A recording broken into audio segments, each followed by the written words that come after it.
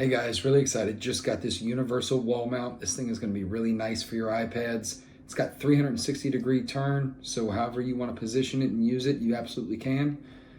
Here's what is actually going to go into the wall. You see those little 4 holes right there? Put that right to the wall. You got your connection piece right back here. It's going to be able to connect right to it. Also comes with the hardware that you'll need to install it. Really quick and easy. Really like this design. It tells you right here which way to face it, so this will be up, so that way it's a little bit easier. And then on the back here, you've got your release button.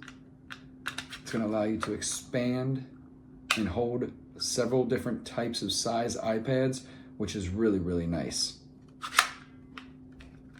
You also have this release button right here as well. That's going to allow it to lock into place right back here.